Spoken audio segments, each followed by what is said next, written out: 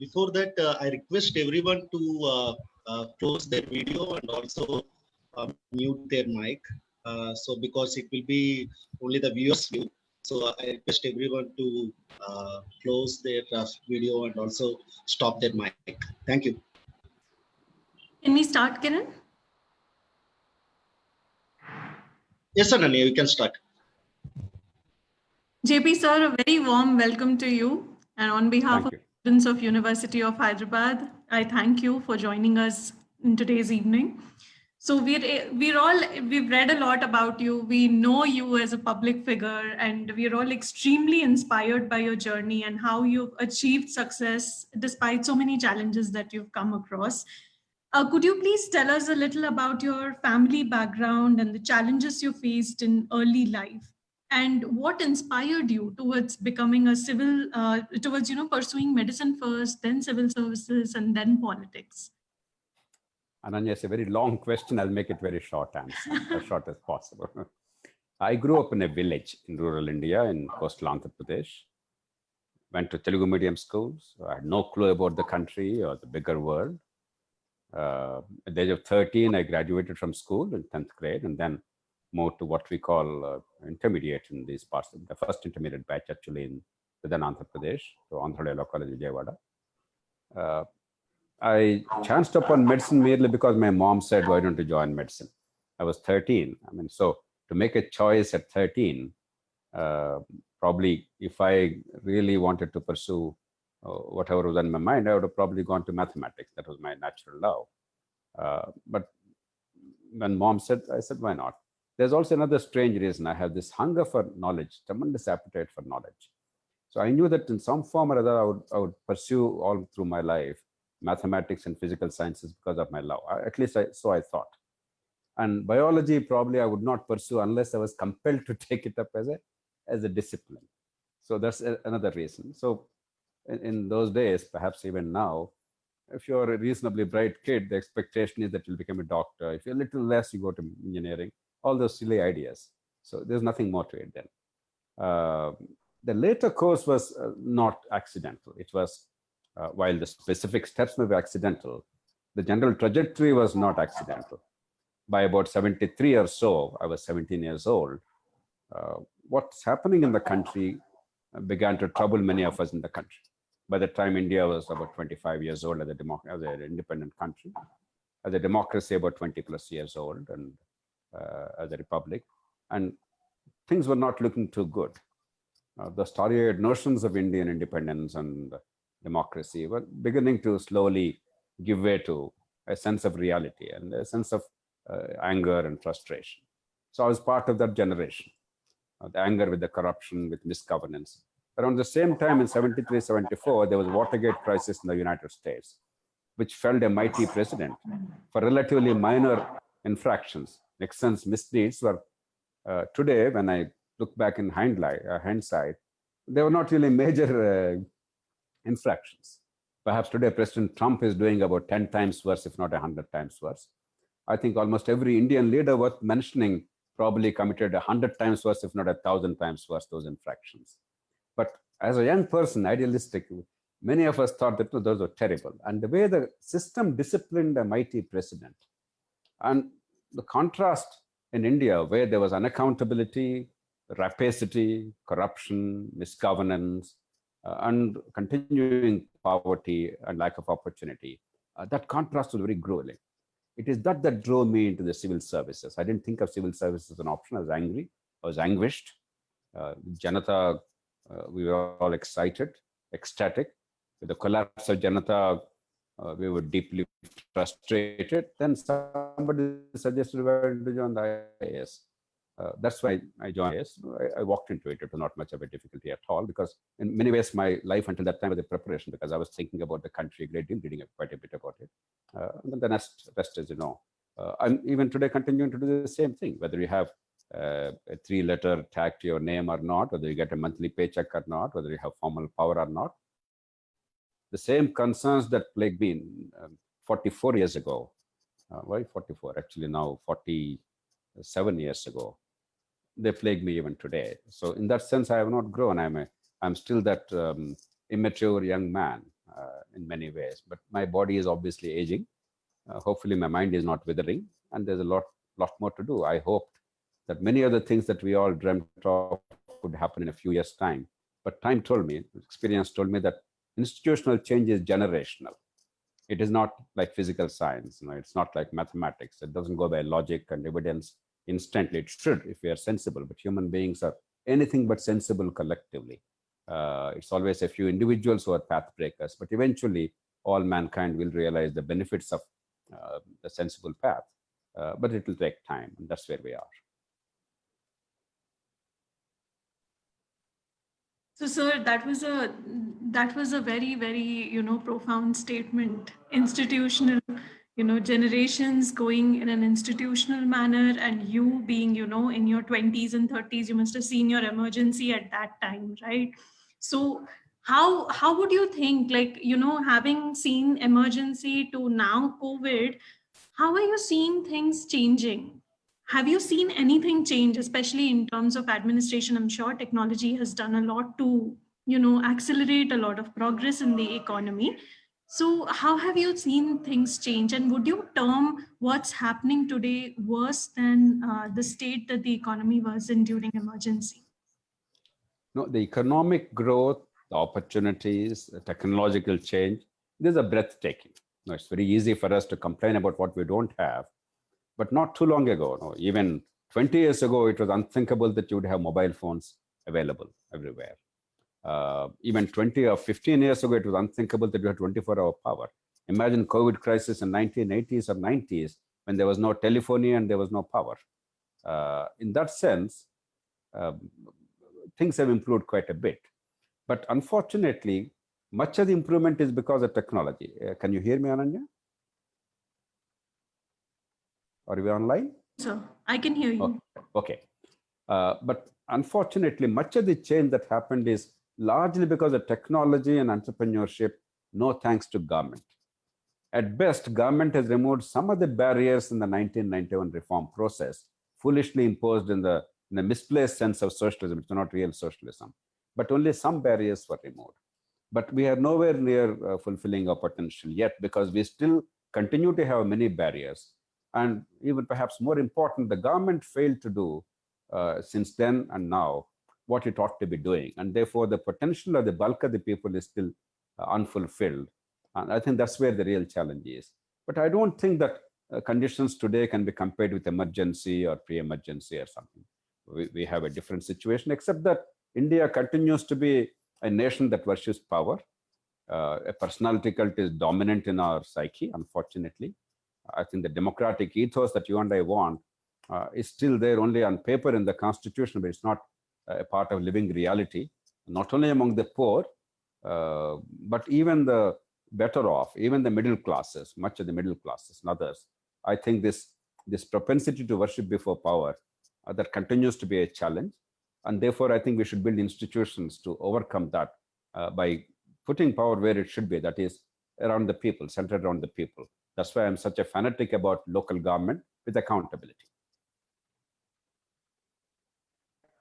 Just veering a little away from what we are talking about, COVID especially. I'll come to that topic, sir, but I'm really interested to know how do you see, like you said, technology has changed a lot, entrepreneurship has changed a lot. How do you see things changing on ground at local levels, at grassroots levels because of technology? What do you think students of today, we, young professionals, what can we do to make it better?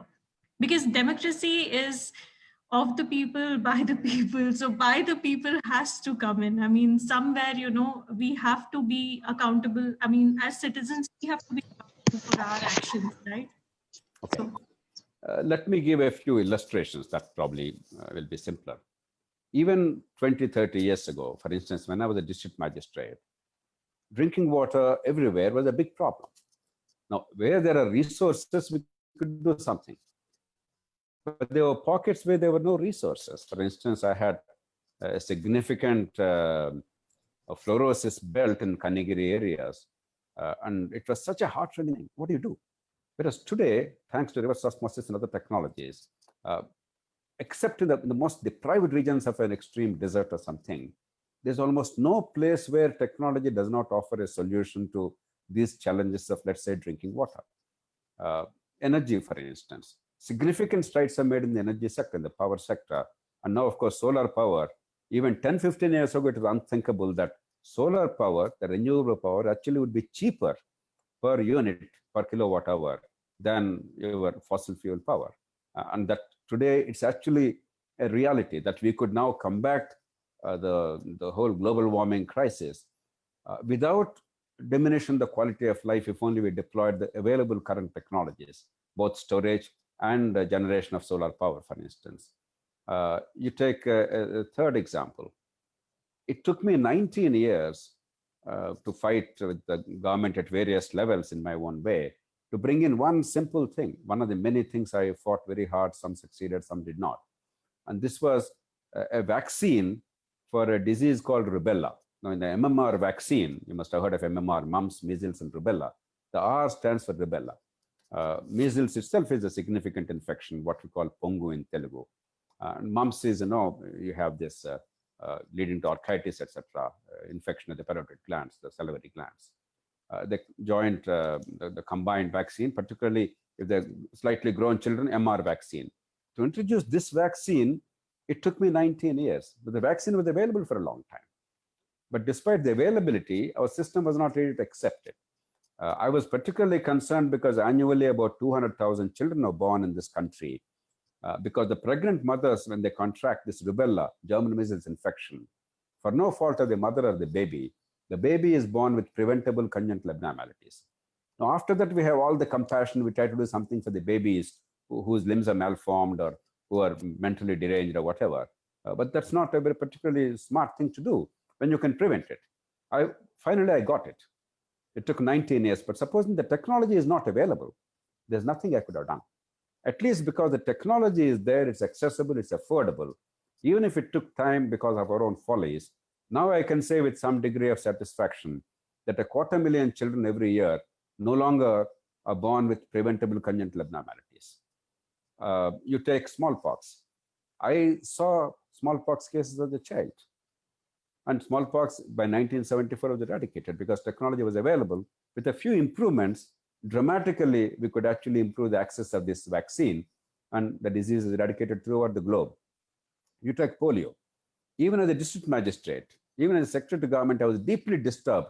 Many of my public utterances were about, for instance, polio, that every day 1,000 children suffered from poliomyelitis in this country, which is a disgrace.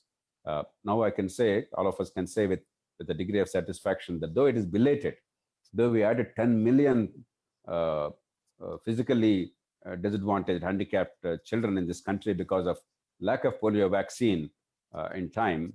For 40 years we delayed, but finally we got it right, and today poliomyelitis is gone. So in a variety of ways, in a very tangible way, technology and a bit of institutional change or a bit of decision making, a bit of movement has brought about radical change. Is it sufficient? Not at all. It's necessary. A lot more is possible. So what we should fight for, what the younger generation should fight for, is not something impossible, not something romantic. These are practical living realities. The two greatest sins in my mind, I always said it in public, the two greatest sins are unfulfilled potential. If a child born with innate potential given by God or nature, just because the child is nurtured in a poor family with poor parental education, she is denied access to quality education, therefore the mind is not nurtured. She could not fulfill her potential. To me, that is the greatest sin. Every day, even at this age, wherever I live, I keep thinking of myself as a village kid. I put myself in the shoes of that kid today. And if that kid doesn't have a better opportunity in life, I think all our life and all our work is meaningless. Similarly, avoidable suffering. If somebody dies in old age or because of an incurable, preventable disease, well, we grieve, but there's nothing much we can do about it. But if there is suffering that's avoidable, but because of our follies is continuing, then I think it's something that we cannot accept. Luckily, we can fulfill most of the potential in the world today and in the country. We can eliminate most of the avoidable suffering, if not all of it. It's for us to grab it. We do, no longer, it's no longer a matter of conjecture. It's just that do we have the systems and institutions to avail the available technology and resources? Because we have the resources too, even economic resources. We may not be super wealthy, but there's no dearth of money to do the right thing to at least fulfill the basic needs of our society. So, sir, having you said there are a lot of systemic issues, and there are a lot of, there's sort of an issue with willingness to make the change, right? Now, with COVID coming in, I'm sure everybody is forced to make that change now. It's not an option anymore, correct? So how do you think, how do you see things changing on ground now? What is happening? How will distribution of essential medicines, vaccines, improve with this new normal coming in? It's a good question. I actually believe COVID is an opportunity. Mercifully, for much of the world, the healthcare crisis is much less severe than was feared initially. Even one death is a tragedy. There's no question about it. But we must put things in perspective. Considering what could have happened, supposing there was a 10% mortality for all the infections, the world would have seen unprecedented devastation. Whereas today it appears to be more like 0.2 or 0.3% if you take the total bulk of infections. And in India, we're particularly lucky either because the high temperatures here or innate immunity or BCG vaccination or whatever be the reason, we are even more lucky. But I think there's a tremendous opportunity now from this crisis. Our healthcare is in shambles. Despite our immense potential, our healthcare is in shambles. I mentioned to you the issue of, for instance, rubella, German measles, and the disabilities, or poliomyelitis, or 100 other things. We are among the worst in the world. Every year, 6 crore people, 60 million people are becoming poor on account of lack of access to quality health. Every year. That means if 10 years, if only we fix the healthcare system and do nothing else, even if incomes do not rise, even if there is no economic growth rate, I'm talking of the worst case scenario, if only we fix the healthcare system, India will have no poverty at all. We are that close. And yet, we are so utterly short-sighted that we're not able to leverage the opportunities. Now I think COVID at least must open our eyes and see the possibilities, what we can do. And at a low cost, we spend about 1.1% to 1.2% of the GDP on healthcare, one of the lowest in the world, actually the lowest in the world among significant economies. But if one more percent spent, we don't have to spend much more, but properly, wisely, we can radically transform healthcare and we can create about 15 million, 1.5 crore new jobs. It's a win-win-win solution. That's one area, to me, this crisis should open up. Urban crisis is something that's been ignored for long. For 40, 50 years, the mantra is rural poverty, rural development. I'm a rural guy. I was brought up in village India. But the fact is that urban India has greater poverty and graver poverty than rural India because rural poor migrate to urban India to eke out precarious livelihoods without proper housing, sanitation, transport, education, healthcare access, with all sorts of mosquitoes. You know the problems. Now, we have seen the tremendous crisis faced by millions of these immigrants for no fault of theirs because we just did not think of them as human beings. We ignored their needs, we ignored the precautions required, early warning to them, allowing them to go to their homes peacefully and quietly, etc. And we have a massive crisis across the country. The fact that millions were forced to walk hundreds of kilometers in the hot sun because they lost faith in the system and they were desperate and fearful is an indictment of the way our governance and society operate at this point of time. But we can now focus on urban India and see how lives can be much better. And again, at a relative low cost, we can actually transform the nature of urban governance, at least the bigger cities, create a new framework. A third area, for instance, agricultural supply chains. Agriculture, the GDP share coming down, but the population is not moving that much out from agriculture. Therefore, the poverty in rural areas is increasing and their share of income is decreasing. And the long supply chains are one of the big causes. If only we look at the supply chains in agriculture, bring in retail chains, compress the market chain, and now in the light of this crisis, we know how dangerous supply chain crisis could be in times like this. We can dramatically transform rural India and agriculture. You take, for instance, education, your field. Our education is in shambles. We have some of the brightest kids. We have parents who sacrifice a great deal for education of their children. We have society that values education. Governments are spending some money. It's not that they are not spending much money at all. A lot more is welcome, but they're spending decent amount of money. But the outcomes are appallingly bad. If some kids are doing well, and I'm saying this with all sense of responsibility and pain, if some kids are doing well at school level and college level, it's no thanks to the education system. It's despite this education system. It's a disaster. We need to fix that. At least now, distance education, then digitization, technology, they became necessities in education because of the difficulties of people coming together all the time. I think we can relook at education at the school level and college level and radically transform. So I see many areas. There's a wake-up call now. This crisis can be converted into opportunity. And my standards are the change that we seek must be accessible, affordable, practical, meaningful, acceptable. I think in all these areas, we have acceptable, affordable, accessible, relatively easily accomplishable changes. And if we still don't do it, it's not because they're not possible or they're not affordable. It's because of our own follies and cobwebs of the mind. I think the young generation must fight for what is right. And quickly, we already lost a lot of time.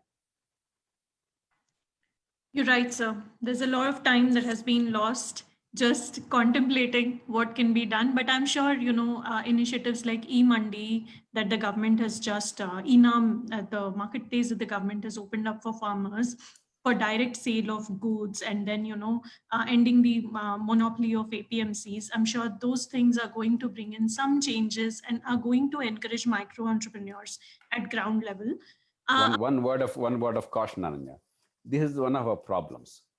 There's almost nothing that you and I would say that has not been said in some government paper, some government order, some government alleged policy. But if you actually see what has happened, the scale, the pace, it's glacial, it is infinitesimal. Therefore, we must not be content with this. India does not have another few decades to fix a few problems, right? We must do it very quickly, and we must scale it up very quickly. Therefore, this Mandi, for instance, we've been talking about it for decades. Marketing, agriculture produce marketing societies and the laws, we've been talking about and actually enacting laws for decades. But really speaking, the significant outcome is not there. And therefore, a radical departure from the past, a quantum leap is critical, and we must look for levers of change in that manner. I'm sure a lot of people getting into policies, especially the ones into e-commerce marketplaces who are newly, creating newer business models and lobbying for policies at the government level, will be able to, bring some progress in the economy. So, sir, that was very, very enlightening. Now, coming to, like, a lot of people have joined us, students have joined us.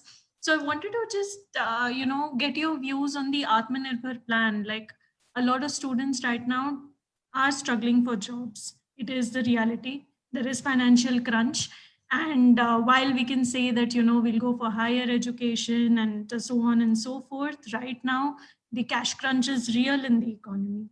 And people want to find new opportunities, new ways to create economic value for the country as well as for themselves. So I wanted to get some thoughts on that, sir.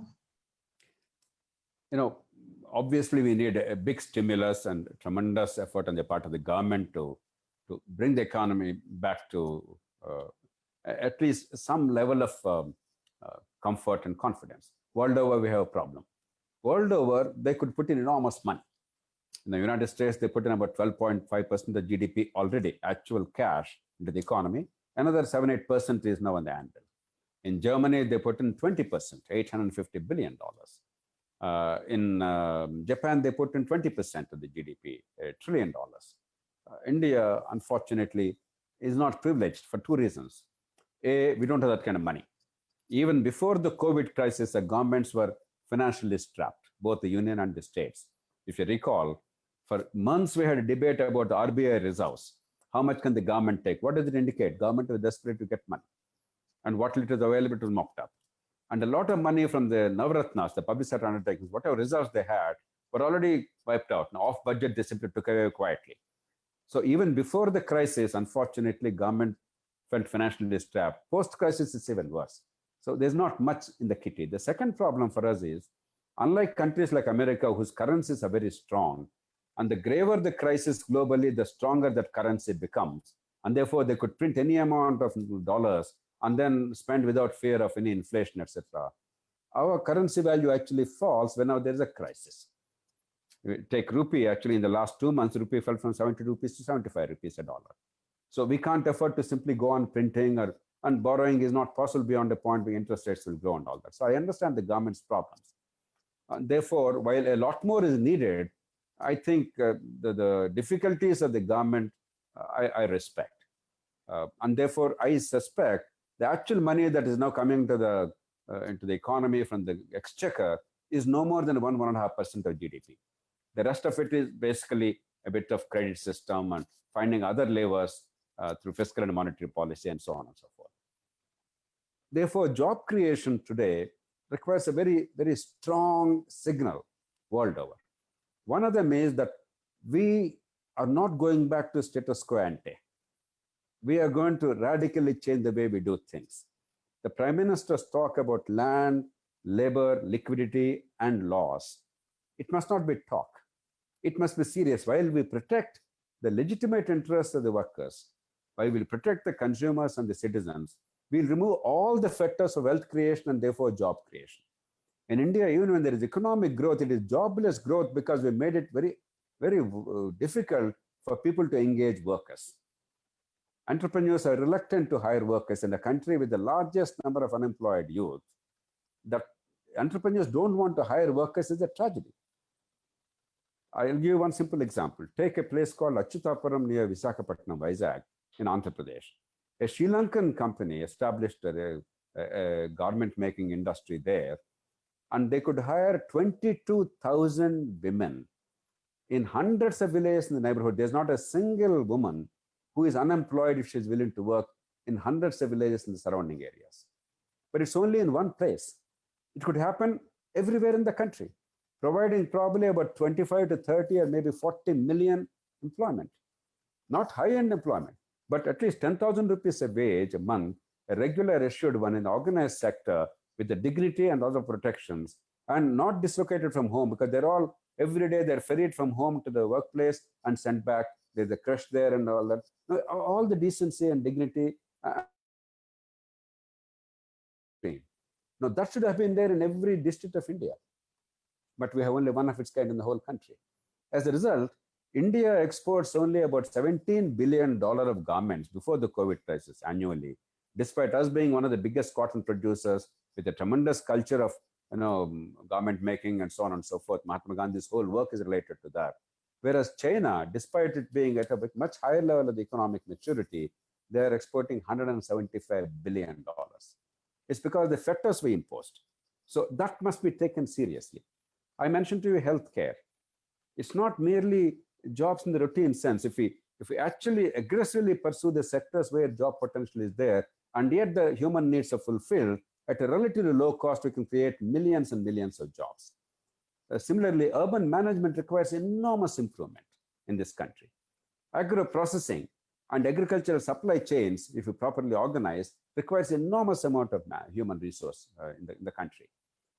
And India must aspire to become a second source of inventory and finished goods in the world after China, because after the COVID crisis, the world is now getting worried about a single country becoming a source of almost everything, from a mask to a ventilator. If you depend only on China, we understand the risks. But can India now grab the opportunity? That means you must create several hubs for for manufacturing sector and remove all the hurdles, build first-rate infrastructure, and give a strong signal to the world. So there are areas where if you selectively enter and aggressively pursue, send a strong signal and walk the talk, not merely talk, I think this could yet generate a lot of jobs. There's going to be a lot of pain. World over, there's going to be pain, and we are going to be part of that. But we can overcome that and quickly make a mark if we radically alter the framework. So you spoke a lot about, how policy changes perhaps can, make a difference. And I personally, like, that's my opinion, that there's a lot of uncertainty in the economy right now because of the way we communicate our policies, because of the way we give, we think there are shock absorbents, but there are none. And, we suddenly announce stuff, suddenly do things that, that might shock the economy for a temporary period, and then that continues for a longer period of time. But coming to the actual tangible things on ground, like skills that youth should develop. A lot of my friends who are entrepreneurs right now have their own factories. They sometimes say that, I would rather have a Chinese manager managing my factory work line. And this is like, I'm quoting them saying that this is what, comes up, that I need someone, who has that kind of skill, who has been trained like that. So what about vocational trainings, or what about the training institutes that we are building? How can we make it better? How can we make these people, like a billion strong people, 70% of us are, in the working population, how can we get them to the fold with the right kind of skills which are required today? Ananya, more than 40 years ago, we started industrial training institutes, ITIs. They were meant to be this. They started off well. While the scale was not enough, they started off well. Now we multiplied them manifold, but we made them very perfunctory. There are very few ITIs in the country which are actually performing their role. Very few polytechnics performing the role. So it's not the lack of policy here. And even the long-standing institutions are allowed to decay. If engineering itself is allowed to decay, we have a mythical engineering degree. We pretend that we are engineers. And we have hundreds of thousands of kids who graduate engineering, the largest number in the world. I think 1.5 million in the country today. And there is really no engineering at all worth mentioning. You can understand the plight of the Polytechnic and ITIs. So we don't have to do anything radically new. We have to take this very seriously, aggressively. And we must go to the private sector. They are willing if the government is genuine about it. In fact, they can even run the institutions. They don't mind it. But right now, the bureaucratic maze, everything, if the national training institutes and the national technology institutes and research institutes also have become moribund because of bureaucratization, you can imagine institutions of less magnitude. We have to now make them vibrant. It's possible, but not with the way we're managing today. We must radically alter the framework. We already have the existing ITIs and polytechnics, and many have come in the private sector, but most of it is perfunctory. And if we simply change the way they're evaluated, and if we bring the link between the industry and these institutes, these two things if we do, the evaluation and the link between industry and the training, and some effective monitoring. Government doesn't have to necessarily provide the skills itself, but if it does these three things well, I think the rest will follow very, very quickly. I'm optimistic. Hopefully, sir, all of us in the industry right now, so many of my colleagues are watching this now. Hopefully everybody comes together and with the government makes efforts to bring these students and train them in the right manner so that we all grow. So sir, any remarkable initiatives that you have seen being around, like not just the administration, but also, the executive, like, is there anything that you feel has been done remarkably well during this COVID-19, in handling this COVID-19 situation?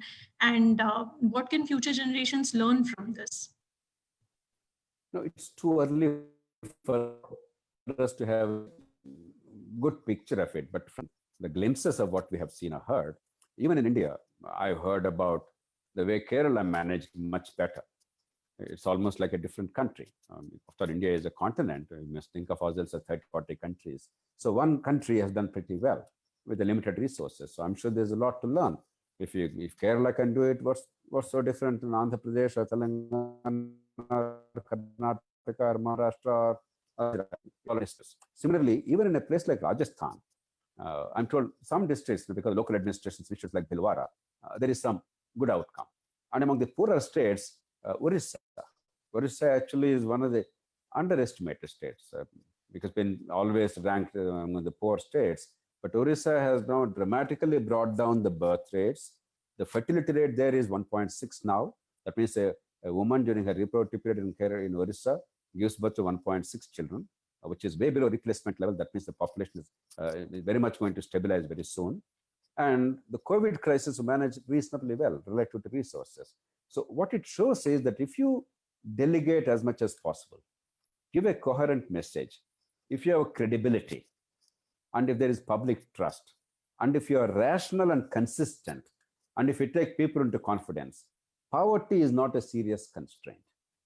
Unfortunately, as I said earlier, whimsicality, the off-the-cuff impromptu responses, ill thought out, maybe well-meaning, but ill thought out responses, without adequate preparation, arrogance, without taking people into confidence, without treating their concerns as serious. For instance, the way the unorganized poor were left in the lurch without giving any notice, without giving any opportunity for them to go back, without anticipating the crisis they would face, is a good example. It's not bad intentions.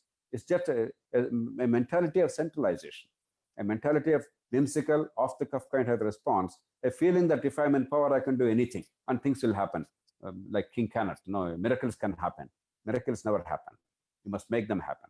There must be a system, there must be delegation, there must be accountability, there must be a fusion of authority with responsibility, and there must be a lot of rationality in approach based on evidence and logic.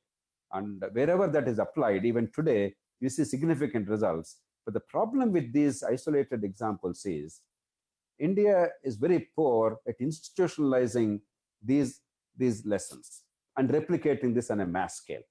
You always show one good example of water management somewhere, village development somewhere, or lift irrigation somewhere, dairy cooperative somewhere. But unless we learn these lessons quickly, institutionalize and make them pan-Indian on a mega scale, we'll continue to talk about these romantic stories here and there without adequate impact on human lives. I think that's the biggest lesson we have to learn. So what is stopping us, sir? This is really like, this makes me curious. A lot of other people, I'm sure, are asking the same question. What is stopping us? Like Kerala is an example. A lot of media reports say that we should be, following the Kerala model. What is stopping us from doing this as a country? I wish I could tell you that there's any rational answer to this. There isn't. There isn't. But there are two broad patterns, no. Kerala, in some respects, not that everything is honky-dory in Kerala, but in some respects, the accident, no thanks to politics or anything, it predates independent India. The social revolution brought in by a great reformer, Narayana Guru. Therefore, egalitarianism and the education and rational approach to life, that predated independence. Kerala was lucky. The second is post-independence. Kerala is the only state where, irrespective of which party is in power, there was consistent and fairly serious commitment to some degree of local government empowerment. I think these are the two most distinguishing features. The rest all follow. Elsewhere in the country, you have neither a sustained effort for egalitarian approach to society. The caste divisions actually are getting worse rather than better in some respects because of democratization, because caste has become an easy way of mobilizing people. And therefore, caste divisions are actually perpetuated and foisted on the people. People are beginning to forget caste in general. But politics brings caste again and again into the equation and try to mobilize people on caste basis. And if anything, India is seeing a tendency towards over-centralization, more and more centralization, notwithstanding 73rd, 74th amendments, which are a well-meaning fraud on the people of the country. They're well-meaning, good intention, but ultimately they did not do anything to decentralize power or create a third-tier government. As I said, minus Kerala. Actually, if anything, these amendments made it much more rigid and much more dysfunctional. Therefore, we have to seriously look at the local governments and empower people, because real change comes through people like you, the ordinary people of this country. There's enormous energy, ability, talent, and leadership there. If you and I think that there's somebody in Delhi or Hyderabad and Mumbai who is a supreme leader, whose fiat runs and somehow the world will change, it's absurd nonsense. The world changes because millions of people across the country, they take it into their hearts and their heads to change things. And the government creates a mechanism facilitating them to do what is needed to be done. That's the local government system.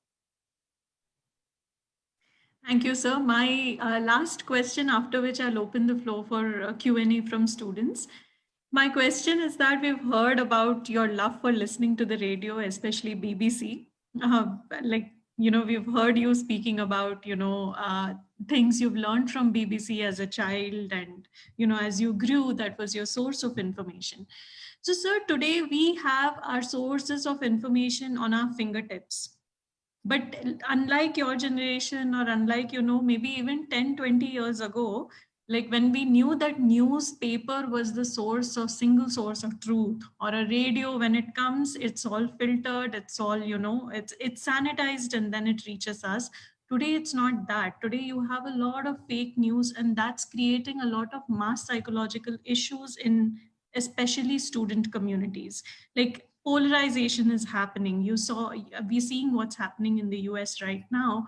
The same thing is happening in various parts of the world, including India. So what would your guidance to students be during these times? Like, these are very, very, like, even I cannot discern sometimes if the news is fake, not fake, what's happening. So what's your advice to students? Ananya, at one level, I envy this generation because you guys have the kind of opportunity to learn and to acquire knowledge on a scale and at the speed that was unbelievable. I mean, none of us dreamt of it. I remember the endless hours I had to spend, even after founding Lok Satta movement, to do research, because I used to write regular columns, and I always took pride that there would not be a single error in what I wrote. It would be there even 30 years later. People cannot spot an error. In about hundreds of columns, there was, I think, one error or maybe two errors that crept in, minor errors. But even today, I cringe. So the amount of research you had to do, because I was traveling, and then access to books is difficult, and sometimes memory plays tricks, etc. Today, that's not a problem. It's just a wonderful thing.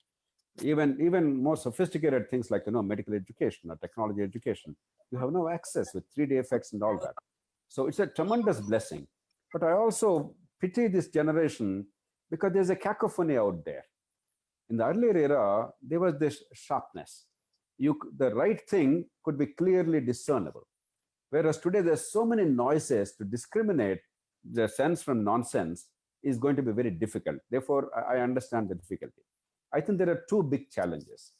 The challenge one is, if you do not now decide which source is credible, and that comes only from your discrimination. Nobody is forcing social media on you. What you want to watch, whom do you want to listen to, who is consistent, who is credible, where is the factual basis, where is the logical basis, where is evidence. No, it's for us to make a determination. And if we stick to that and don't allow the noise to penetrate into our minds, so we filter them, then I think it's a tremendous blessing. Therefore, educated young people must consciously make an effort to look at those sources. It's your choice. And if you really are looking for that, it's not going to be difficult to access them.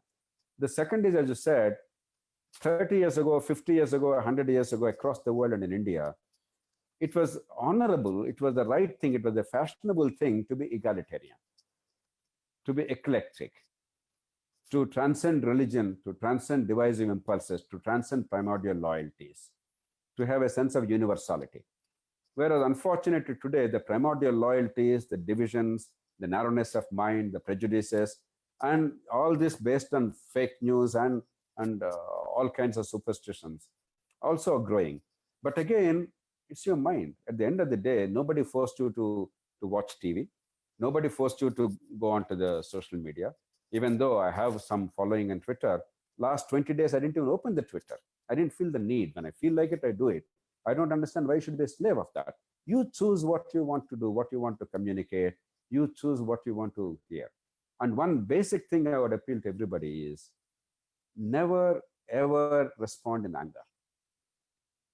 Never get into this this rhetorical, abusive argument. It's not worthwhile at all. If somebody is abusive, just ignore them. If they make a point, there is some semblance of sanity in their argument, then respond respectfully. If they're right, then concede the point. If they're wrong, then point out why you in a respectful manner. Don't ever counter abuse by abuse. An eye for an eye makes the whole world blind. So at least we can set the standard. Once you consistently operate on that, eventually you realize that you win. Truth triumphs, but not in the short term. So we must have the qualities of mind and head and heart. And first of all, that means we must realize what makes sense in our lives. Whether we want to be consumed by this hatred and anger and bitterness and violence of the heart, or you realize that you have one lifetime and all these differences that you see in caste and color and gender and race and religion, these are all incidental things, mostly accidental, mostly imposed on you by birth. You have not chosen them. And therefore, treating them as very important distinctions is idiotic. It's actually diminishing your life, not their lives. No, that's something that we have to figure out, that it makes sense or not. Maybe one thing that the colleges and universities and schools can do is teach children a simple anthropological things, the migration of human beings. What happened to Homo sapiens? That we all actually came from one source. That 73,000 years ago, when Mount Toba in today's Sumatra, when that erupted, only about 3,000 human beings survived.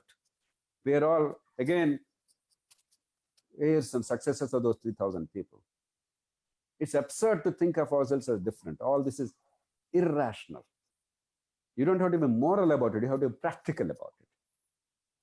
I'm sure eventually good sense will prevail, but right now I see that there is a lot of pain. I don't have easy solutions, except that each of us, by our own practice, can insulate ourselves from this and try and be a little more responsible in our communication so that we're not part of the problem.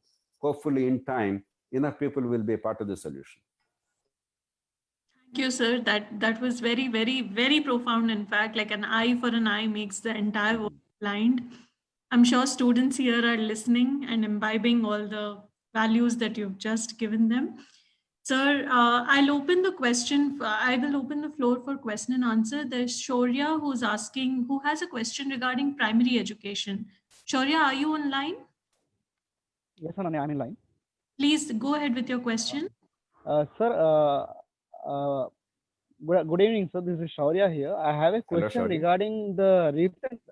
Hello, sir.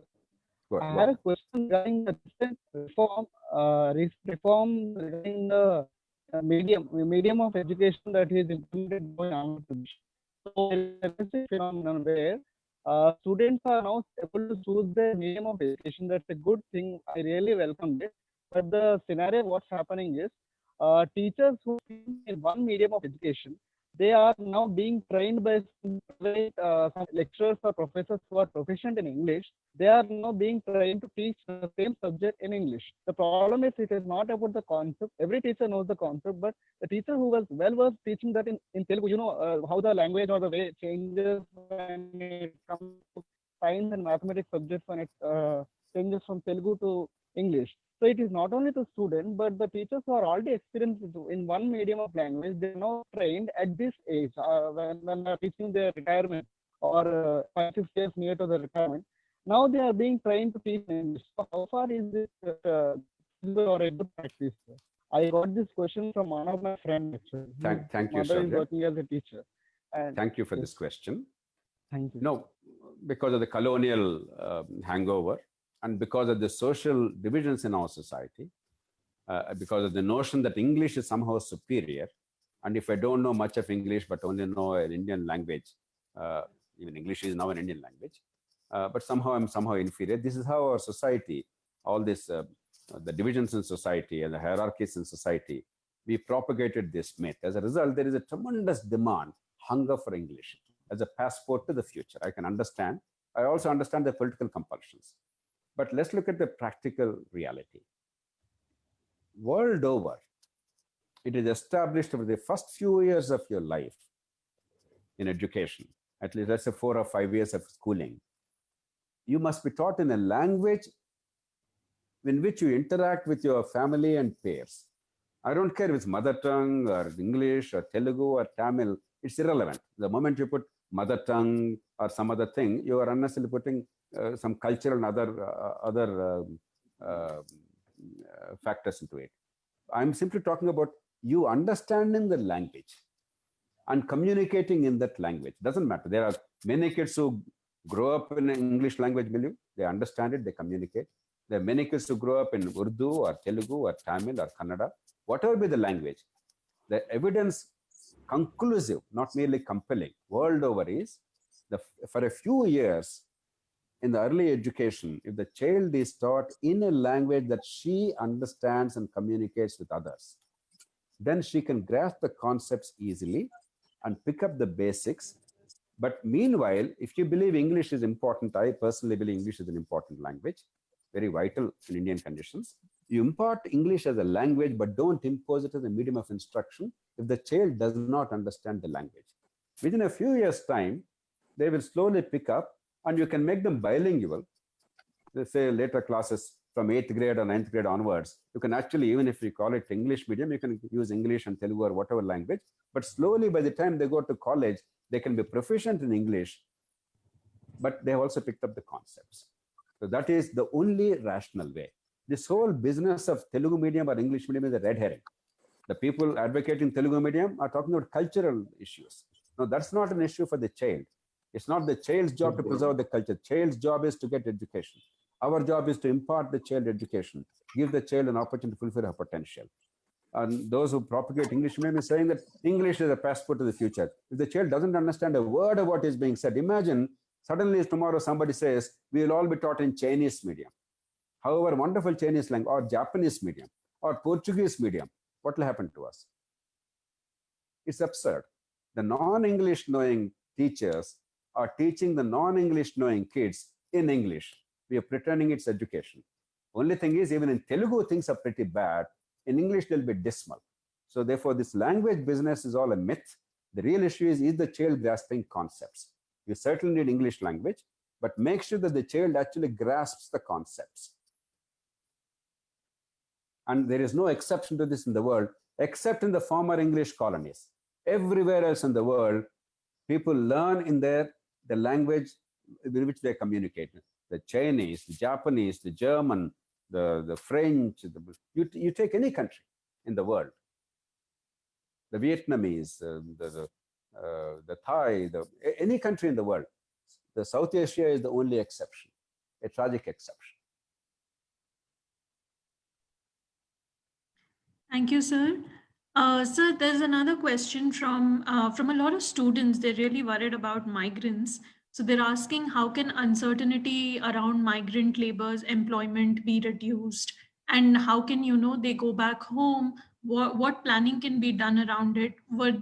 Is government planning anything now, or is it again taking sudden steps? These are some of the questions that have been asked by students. The concern of these young people is absolutely justified. If there is one thing that we all hang our heads in shame for, it is the way we treated the migrant workers in cities. They are the fulcrum of our economy. We did not give even the minimal consideration to their plight, potential plight. With all good intentions, the lockdown was announced, but whimsical, centralized, thoughtless, and uncaring. If only we gave them a few days' time, and I've been saying it since then, not today, a few days' time, and told them, don't worry, don't need to panic. This is just a precaution for a few weeks so that the infection does not spread, but it's not as deadly as it is feared. Calmly, you go back. Wherever your families are, wherever you have a ration card is, wherever you have a bank account is, and whatever little government welfare comes, we'll send it through it.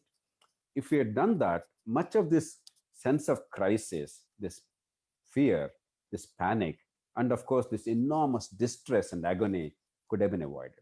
But now we're talking after the horse has bolted. The crisis already is upon us, and many people have suffered, and some continue to suffer. And therefore, the governments and the civil society organizations are doing their best under the circumstances. But what we can do in the future, two broad things. Without immigrant labor, without sensible urbanization, neither rural areas will survive nor urban areas will prosper. Therefore, it's inevitable. We need that. But in order to make it sensible and give a measure of security and dignity, in the light of our experience in the COVID crisis, what are the things we can do? A, let the ration card be mobile. Wherever you go, even if it's only for a period of 3 months, there must be a ration card because A, you get the rations and the public distribution system, but more important, many government welfare programs in states are linked to a ration card. 2, let your Jan Dhan or other bank account also move. automatically. Let there be a corresponding urban account after the same bank has branches elsewhere. So let there be a flexible mechanism to shift it. 3, you amend the election law to give them voting rights wherever they want. You can't give them in both places, but give them a choice. If you are seasonal migrants, you give them voting rights wherever you want. For instance, if in a family there are 3 voters, they may choose 1 or 2 votes in a village and another vote in the town. But once they have voice, the political system would not treat them the way they treated them this time. If you don't have a vote, you're orphaned politically. Nobody fights for you. If only these people had vote in significant numbers in cities, this crisis would not have happened this way, I can guarantee you. Because they were inconsequential in cities politically, though they were very consequential economically. And they had votes only in the villages, but not in the cities. Nobody cared in the cities for them. So give them the vote, make the voting right more flexible. If you do these 3 things immediately, things will be much better. But in the long term, you have to do 2 things. Urban housing is at the heart of any kind of urban management world over. Take Britain, take Singapore, whatever the nature of the country, urban housing has been the fulcrum of the economy and urbanization. India is the sole exception. There's hardly any serious housing program for the poor in the cities, despite our tall talk. Again, on paper, you talk about talks, all this, but tell me how many urban houses are actually built for the poor in the whole country?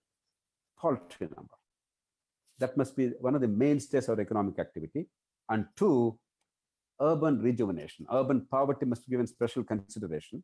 As I mentioned earlier in different contexts, you must create a genuine, sensible local government framework, at least for the bigger cities, let's say million-plus cities.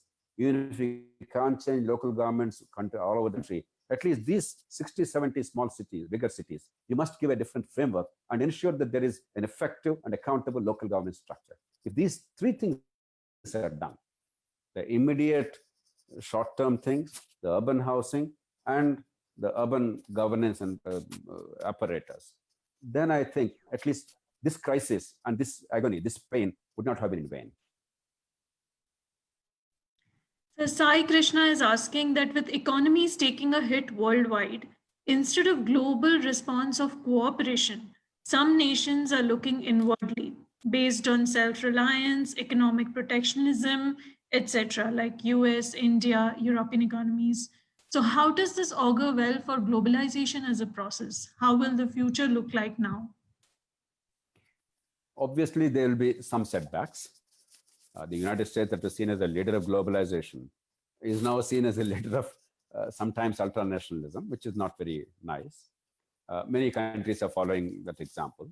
Even our Prime Minister talked on the one hand about the supply chains, India being part of the global supply chain. In the same speech, he talked about self-reliance. Now, these are 2 mutually contradictory approaches. Not that we do not require self-reliance, to the extent that we are capable of meeting the challenge and becoming competitive globally, we must produce more and more, whether agriculturally, primary goods, or the manufactured goods or services. There's no question about it. Each of us wants to maximize our production, but not at the cost of comparative edge. If self-reliance is the cost of comparative edge, everybody suffers, the whole globe suffers, and we suffer. And the last 70 years have shown us ample illustrations. Therefore, what I think will happen is wherever there are no technological barriers, wherever globalization is inevitable and economically it is obviously so much more efficient, no matter what the national governments do, globalization will continue. But in some other respects, because that's not going to be the governing philosophy, it is going to be accepted with some reluctance, there'll be some setbacks. But I suspect in the next 20 years, as the energy sector becomes radically different, and I do believe that we are now on the verge of a cusp, a fundamental change, as we were in the first decade of 20th century, when a fundamental change took place from the old-fashioned horse-drawn carriages to the oil-based automobiles.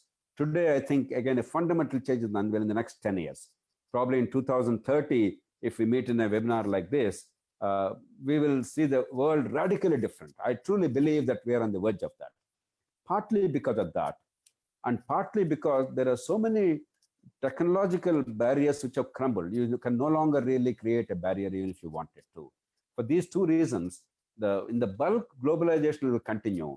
But in physical manufactured goods, I think partly the national, the recent spurt of national spirit, nationalism, but B, even technology. The additive manufacturing, 3D printing, if indeed it catches on, if it becomes economical, 3D printing will reduce the advantage of economies of scale. Modern world is based on two incomparable advantages: economies of scale. Therefore, the bigger the manufacturing facility, the greater the efficiency in terms of price and quality. And B, the Ricardo's theory of comparative advantage, that if you have a comparative advantage in one product, you better stick to that and produce more and more and supply to everybody rather than producing everything. Now, if additive manufacturing really becomes economical, then economies of scale may not be relevant. Then probably the Ricardo's theory will no longer be relevant, at least in a significant extent. In that case, maybe decentralized production, as we all dreamt when we were kids. Shoemaker, a great economist, is now very few people heard of the name. Small is Beautiful is a book he wrote. In those days, when we were kids, Shoemaker was the big guru. But Shoemaker proved to be completely wrong. But maybe we'll go back to Shoemaker's days through technology. So we'll have to see how things evolve.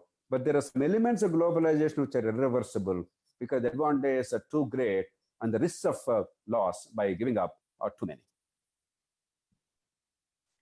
So 2 more questions we have. So one is Harsha, who's asking, in order to mobilize revenue in the light of pandemic, government has taken measures such as privatization of mines. So do you think such measures would endanger environment and livelihood of tribal and poor? On the contrary, we should have done these things long, long back. You must understand one basic thing. Government is bad at running a business by definition. I ran businesses in government and I believe I ran them well. But an individual may run them well for a time out of a sense of pride or professionalism or something else. But it's like a public enterprise, a public business is always a potential target of predators. It's like a hunter and a bird. The bird has to be lucky every time to survive. The hunter has to be lucky only once.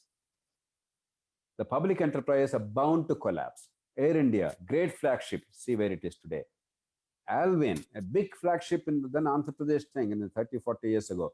You don't even know, this generation hasn't even heard the name. Alvin was the biggest producer of refrigerators in India at that time. Today, we don't even hear the name. HMT, until recently, my watch was HMT because for 35 years, I used the same watch. Probably I'm the last person in the country because now the repair is no longer possible, therefore I had to give it up. Where is HMT now? So it's inevitable. There is no way public enterprises as business enterprises can survive or succeed for long because public sector in Indian conditions, perhaps anywhere in the world, is nothing but a private sector of those in public office. Do not confuse the word public with public good. This public is only public ownership. Public here defined as elected representative or the bureaucrat appointed by them. They're not necessarily public. They are no more public than a genuine entrepreneur who's actually giving you goods and services at a low cost and high quality. This notion that public sector is noble, private sector is ignoble, is a very dangerous and a false notion. What the state should do is, for reasons you stated, protecting the tribals or environment or whatever, have a fair and uniform regulatory framework. That is the job of the state. For that, you don't have to do the job itself. You have to regulate. You have to monitor. Where competition and choice are possible, where technology and innovation are endemic, government should never run the business. There are some areas where there is no substitute to government. Policing. Unfortunately, government is parceling out policing in the form of gundas, armed marauders, many of them joining political parties. That's not where you should have private sector. Justice system, armed gundas, and some of the legislators have become the settlers of disputes. That's not where the privatization should take place. Basic infrastructure, somebody else may build them, but the architecture for infrastructure, the transport, the communication, the electricity, private sector provides the service, but somebody has to regulate that and have create a framework. These are necessarily governments, and the governments in India have spectacularly failed. When the governments have failed in doing their duties spectacularly, education, quality education, let the private sector be there, but the government must guarantee quality education to every child. Healthcare, again, let the private sector be there, but it's the government that must create a quality healthcare without out-of-pocket burden to everybody in the country. We have failed spectacularly in the basic functions of government, and then we have taken on ourselves all these silly things. Time and again is proved.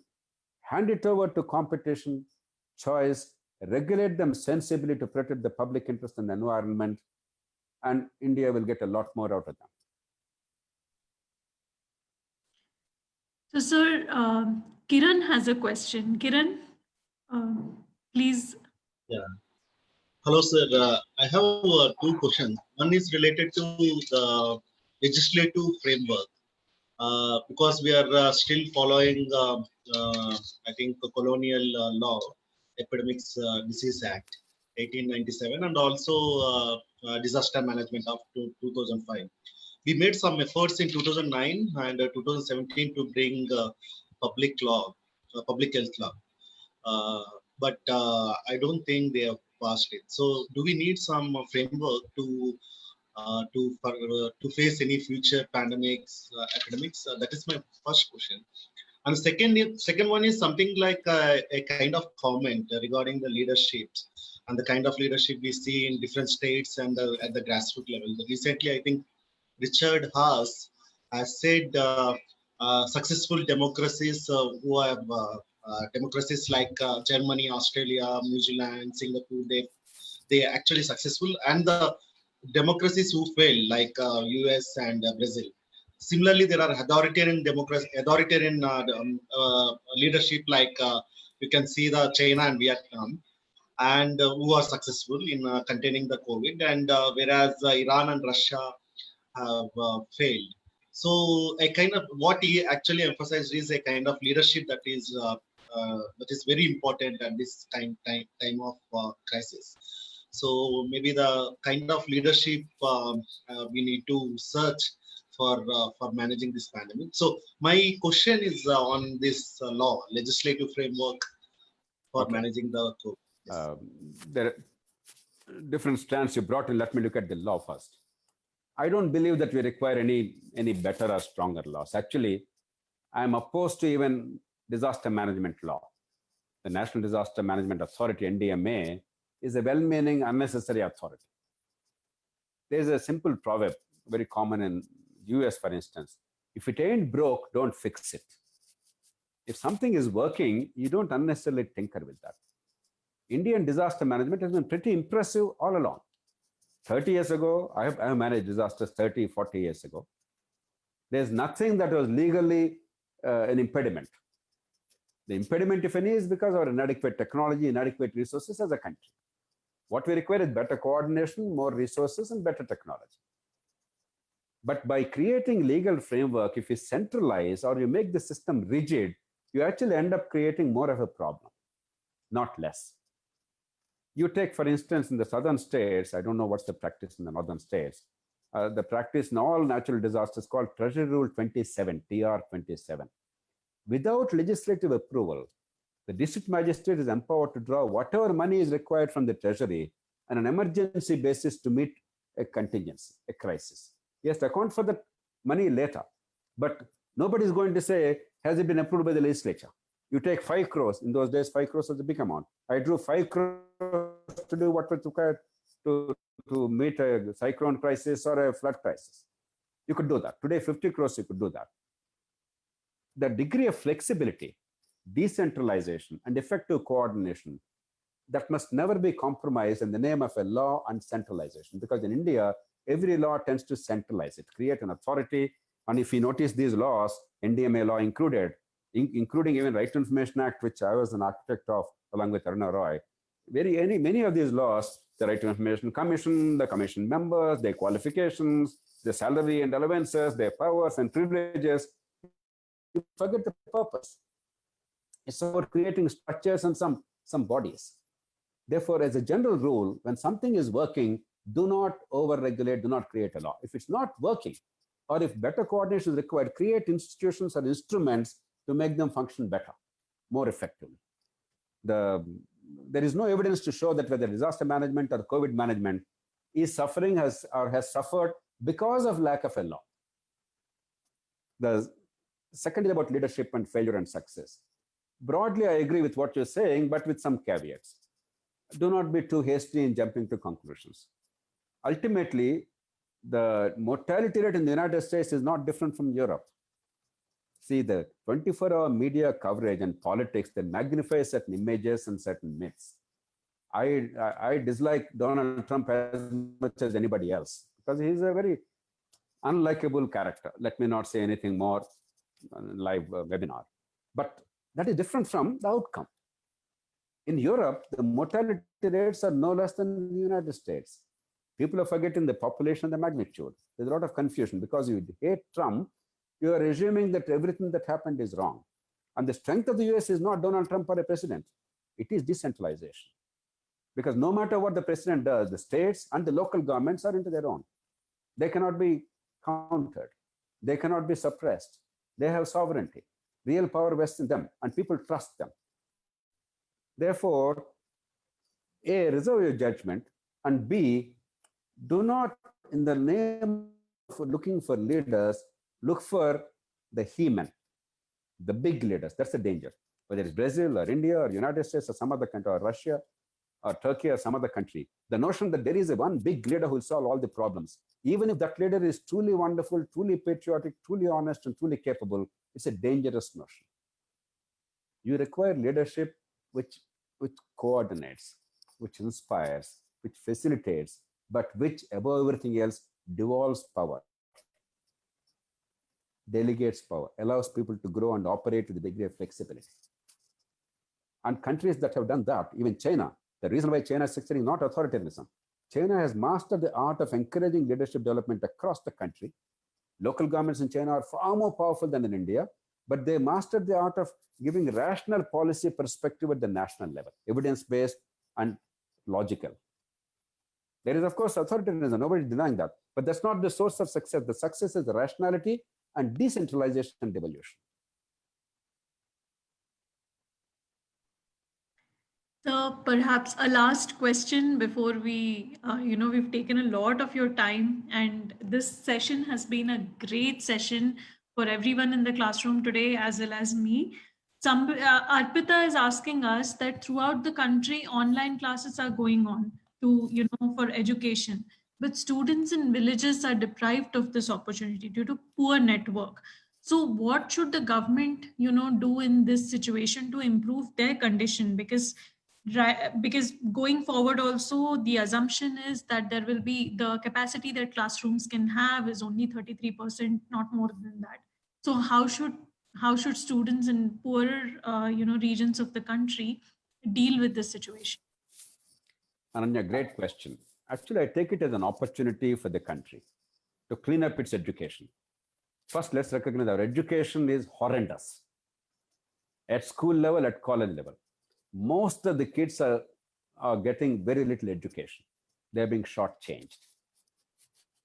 And therefore, to pretend that COVID has caused a tremendous problem is a pretense. Therefore, I see it as an opportunity. But there's also a danger, as you pointed out, as Arpita pointed out. Digitization, while it's good, technology is good to improve education, it almost always causes greater hardship to the poor. Those who have less access to technology in terms of the hardware, less access because of the location, rural areas, bandwidth, etc. Less access because of the environment, the family, the parental education, etc. Then to that extent, there is even greater disadvantage world over. In India, particularly so. But again, we can overcome that. Technology is now spreading. Every government is pretending that that broadband is there, every village is reaching. Now strengthen it, spend more money, more effort. B, put in resources to overcome at least the physical infrastructural difficulties. For instance, Andhra Pradesh government is spending, I think now some 8,000, 10,000 crores in the name of Amma Odi. It's actually a freebies program in the name of education. It's nothing to do with education. But because there's a school going child, I give you 10,000 rupees per year or some such thing. Basically, you get the vote in return. All right, you now spend that money for actually tablets or some other things to improve the infrastructure and access. You're anyway spending the money. In education, particularly school education, you're spending enormous money. In AP and Telangana, to take an example, for 65 lakh children or so in government schools, we are spending 55,000 crores altogether. That's about 90,000 rupees per kid per year. It's not a small sum by any standard. But where is it going? In what way are the kids benefiting? So now begin to restructure this expenditure in a wise way so that the kids, disadvantaged kids, get access to quality education, and use this COVID crisis and digitalization as actually a means, because today some fantastic initiatives are there. Very bright young people, inspired and idealistic young people are coming up with all kinds of apps and programs for quality of school education in this country. And global programs with the open source software, like for instance, K-12, like khanacademy.org. In fact, I'm translating that into Telugu. My team is doing that free of cost. And other languages we're willing to do all over the country, so that no, what is available, let's use. But at low cost, we can make it accessible. So today is perhaps most hospitable for this change. If this happened 20 years ago, we did not have a solution. Today is most hospitable. And given India's current status of education, both school and higher education, I think this is actually a blessing. Let's take advantage. But if you have to put in some more infrastructure, some more money, the kind of money we're squandering is phenomenal. A bit of it properly directed can overcome many of these challenges. So I actually see it as an opportunity. And if you can, the teacher in the class, the teacher in your classrooms and your colleges and schools must not be a teacher of the past. He is not a person who simply mucks up his class thing and prepares and then regurgitates in your class, and you most of the time are bored or sleep off, or you bunk the classes. The teacher must be a facilitator, a counselor, a person who gives you a sense of direction. But the learning is through other means, more intelligent, more innovative, audiovisual, and the teacher does a different job. I think we have to completely alter the notion of the teacher and the student. Thank you for that answer, sir. There are a lot of other questions. I don't know how to take this up in this short period of time. I'll probably give, sir, do you have time, or I mean, I'm prepared. I don't know if you have time or technical snacks. I'll be glad, because now that anyway we're here, I'll be glad to spend some more time. Sure, sir. So the next question is about private hospitals, that they are charging over 30,000 per night for accessing quarantine facilities. This excludes treatment charge if tested positive. So only the rich will be able to access this. Does this not go against social justice, which our very own constitution enshrines? What overall policy changes in terms of public healthcare system can the government adopt so that in the future, India can be prepared to combat against non-traditional security threats like the one we are witnessing now? Dylan has asked this question. It's a great question. Again, if you notice, education and healthcare are the two sectors which are attracting the greatest investment in India in the whole world. No country in the world gets more money than India in education and healthcare. Why? These investors have figured out that India, there's a demand is there, unmet demand is there. And they've also come to the conclusion that the government will not fix the problems. If they sense that the government is going to provide the service free of cost, then the investors would not come in. And that's scale. After all, if I'm investing 1 crore rupees, I'm expecting profit. There's nothing wrong. It's my money. I could have put the money elsewhere. So they're making a judgment call, and a judgment call based on evidence and past experience, that Indian governments, given the current situation, are unlikely to fix education or healthcare, and therefore there's going to be a lot of money there because government has spectacularly failed. So the reason why I mentioned this is the rise of private sector is not something sinister or bad. It is a response to the failure of government. Let's understand where the problem has arisen. Let's therefore address that. Now, private sector healthcare world over is costly. Of course, there are going to be malpractice, false billing. That's universal. I'm not going to that. Even if everything is clean, tertiary healthcare is very costly. You know, one MRI machine costs $1 million. $1 million is as big as an enterprise. One machine in a hospital. One PET scan costs about 15 crores, about $2.5 million. One stereotactic radiotherapy unit costs about 30 crores. I mean, each item that can be put only in one room, that's all. And in a big modern hospital, each of these is necessary. A modern hospital requires a 5-star hotel facility physically, because that's what people expect. Good quality infrastructure, air conditioning, cleanliness, no, all that, aesthetics, etc. It requires equipment that I mentioned, super costly. And as technology is progressing world over, people want better and better and better technology, no matter what the cost. Cost is skyrocketing. And 3, extremely highly trained, highly skilled, very valuable, very vital personnel, doctors, nurses, pharmacists, and others. All 3 are extremely costly. And combine all these 3. Therefore, the costs are inevitable. The failure is that of the government. That's why, if you recall, I mentioned healthcare as the first thing in terms of learning from COVID and then moving on. We must do 2 things. One is at the primary level, at the family care level. Today, people have no access. So what happens is, all simple things, because there's no access and the cost is too high, it's not worthwhile, they simply suffer. Occasionally, they go to some private doctor and he gives all kinds of things, because to attract patients in a poor country and illiterate country, you have to pander to their superstitions and their own proclivities. And therefore, needed or not antibiotics, injections, no, it goes on. 2, or they flock to a tertiary hospital. Take Gandhi Hospital, Usmania Hospital, All India Institute of Medical Sciences in Delhi, or some other place. Thousands. In fact, AIMS gets 10,000 outpatients a day. Usmania Gandhi gets 6,000 a day. Nowhere in the world do you see outpatients like this. Most of them don't have to go there. If only there's a proper family care, they would be addressed there. And they would be referred here. If necessary, an emergency, they could go there. That's not what's happening. In dengue season, for instance, every child with a fever ends up in Gandhi or someplace. And then the doctors there have no heart not to admit them. They admit them, send the test sample for dengue test. If it's not dengue, they discharge them. You're wasting resources. And what's happening? In the tertiary care institutions, 1, they're overcrowded because the primary care has failed.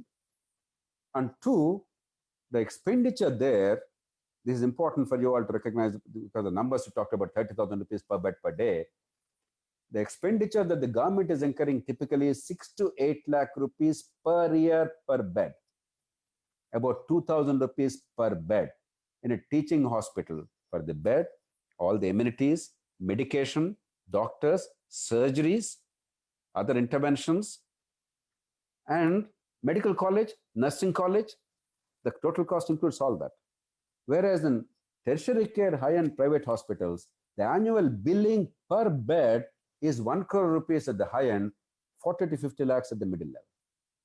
And therefore, that billing, there's no point blaming them. The failure lies with the government.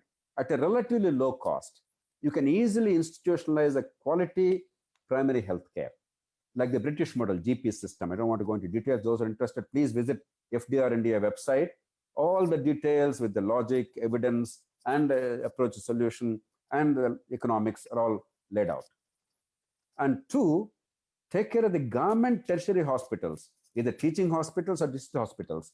Instead of 6 to 8 lakhs, to start with, spend 15 lakhs. That number encompasses many things. I can say 25 things, but if I put a number in terms of money, that takes care of all those things, assuming that it's going to take care of all these things.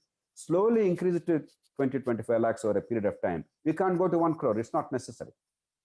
Radically, healthcare will be improved. The 2 together will not cost more than 1% GDP. India is spending only 1.2% GDP on healthcare today, the lowest in the world. And typically in the world, governments spend about 8-9% GDP. Very few countries spend less than 5 or 6%. We can't go to 5 or 6% also.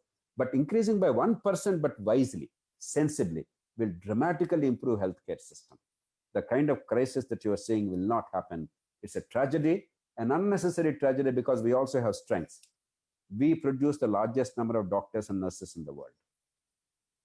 Sometimes quality issues are there, but that can be easily overcome in this sector more than other sectors. I don't want to go into technical details.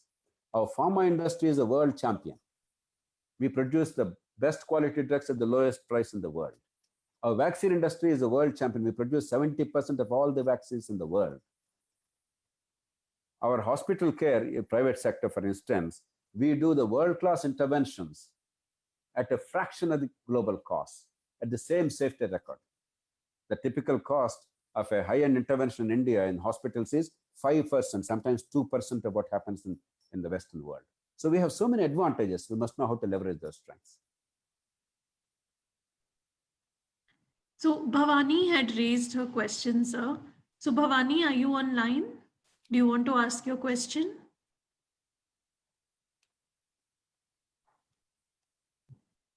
Okay, you can ask the question, Ananya. Yeah, maybe she's, yeah. Another question, sir, which has come is that how will our industries be able to cope with the demand after such a huge movement of workforce from cities to rural Indias? A lot of people are saying now the sowing season will be in very soon. So what happens now? Now that the reverse migration has happened, now back to the cities, people, I mean, the travel is also not that easy these days because of the COVID. So what's going to happen now to our industry? Three broad things. One is, it's a cautionary tale for us that past sins cast long shadows. So impulsive, ill thought out, poorly executed decisions, even if they're well-meaning, have long-lasting consequences and costs to society. At least now, this impulsiveness, this recklessness, this centralization decision-making must give way to more robust and decentralized decision-making. Demonetization taught us that, and the lockdown, the way it was imposed, taught us that. Two, the most important thing now is to recognize that luckily for us, the healthcare crisis is not as severe as we feared. We must take it seriously. We must take all the precautions, but I can say with the confidence, with the current level of knowledge, let's see how things evolve over a period of time. By and large, India has lucked out. By and large, while this ought to be taken seriously, it is not a tremendous health crisis. It became an economic crisis. Therefore, bringing the economy back to a normal level is our urgent priority, while taking precautions required to protect the vulnerable population and to ensure that the spread is not dramatic or sudden. It will spread inevitably, the infection. As long as infection does not become disease and does not become overcrowd the hospitals and inundate the hospitals, that's no problem. Eventually, we get herd immunity. Therefore, it's economic management now more than anything else. And third, once you realize that economic management is necessary and bring back the demand first. The supply is there or not, whether the workers will come or not, we'll see. But first the demand, you bring it back. Then, if there's a mismatch of demand and supply of labor, the price will take care of it. There'll be some distortion because we committed mistakes. There's a price to be paid. And why not the poor people get some more money? There's no harm. You cannot, on the one hand, complain that we have large unemployment, we have huge masses of people in this country, and then we say, where are the workers? That requires a genius to mismanage like this. A country that pretends to have a large demographic dividend, to now say we don't have workers, it requires a super genius. We mismanaged it. Either we have enough people in the country, more than enough people in the country, or we don't have enough people in the country. You cannot say we have huge number of people unemployed, and you cannot say I don't have people to work. If there's a temporary disruption, that can be overcome. We must now do everything possible to overcome it. And in the long term, we must make sure that India creates a large number of manufacturing hubs and job hubs, so the small and medium enterprises, healthcare sector where 10 to 15 million people can be employed. I mentioned that in passing. Let me give you some data. The UK, which only has 4.5% of India's population, employs 1.6 million workers in healthcare. The US, which has 1/4 of the population, employs about 9.6 million people in healthcare. India, with 140 crore, 1.4 billion population, employs 3.2 million people in healthcare. So if we really do the right things in the right way, imagination, we are in the 21st century. Let's not behave as if we are in the 19th or 18th century. We know so much more. We have seen so many best practices and examples world over. Instead of bravado, instead of some magic-making approach, let's have a rational, robust, practical conversation and do the right things, employment will follow and workers will be available. There'll be some disruptions. When you commit mistakes, there's a price to pay. Let's pay the price and move on. Let's not panic. Do things systematically, in an orderly manner. In an excessive haste, pretending that we are actually running, we're only paralyzing ourselves. We are neither moving, nor is the economy really benefited. So there must be a sense of urgency, but a robust sense of pragmatism and rationality. Thank you, sir. Sir, last question I'm taking now from Vijay, who is asking, like, how should we think about the government now? Like, because there are a lot of people from the civic society, like your actors, etc., coming to help the migrants, but we haven't seen strong action from the government on this front. So how should we think about the government today? No, whether we like it or not, this government is ours. We created this government. Therefore, instead of blaming a prime minister or a chief minister or somebody, I would blame myself equally. We are all part of this.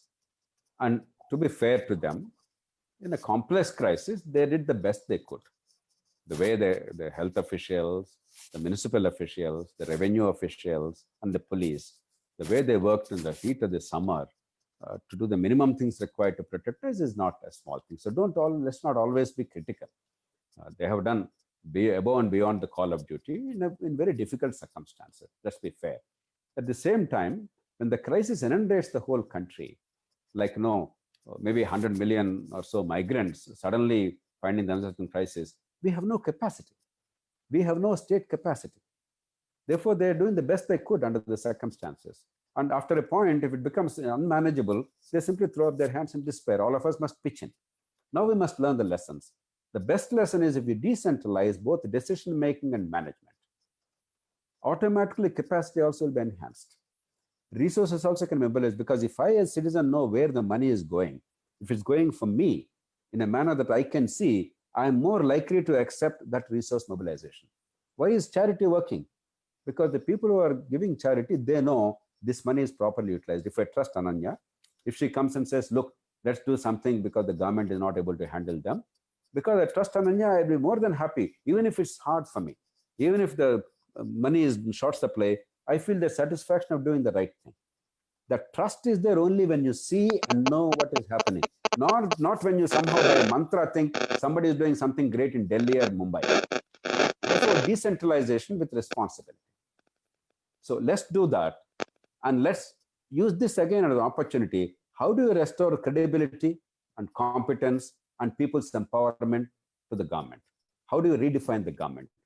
That's the way I think to look at it, rather than looking at this as a polar thing, binary thing, government versus people, government bad, people good. That doesn't help us. You like it or not, government is there. We created the government, we funded the government, we voted for the government, and we have to hold them to account. And for whatever reason, because of the many reasons, this is not the time to go into that, our democracy is working at less than satisfactory level, but it's not a complete failure either. Let's draw inspiration from the successes. Let us learn lessons from the failures. Let us look at the best practices in the country and elsewhere in the world. Let us recognize above all, we are lucky to be in this age, in this generation. Even in COVID crisis, we have the technology, we have the resources that we can actually overcome all these challenges with a relative ease. Nowhere in the world do you have more money than you need. Money is always in short supply. But relative to our needs, if we deploy them properly, given our technology, we now have the immeasurable opportunity, unprecedented opportunity to overcome these challenges and really make a big difference possible. Therefore, to me, COVID is a crisis that is an opportunity. If you convert this crisis into opportunity, India could well see a different architecture of governance and politics and economy and society. But if you fail to learn lessons from the past and forget it very quickly and then wait for the next crisis and that's from crisis to crisis, then of course we only have ourselves to blame. Thank you so much, sir. Thank you so much for spending so much time with us.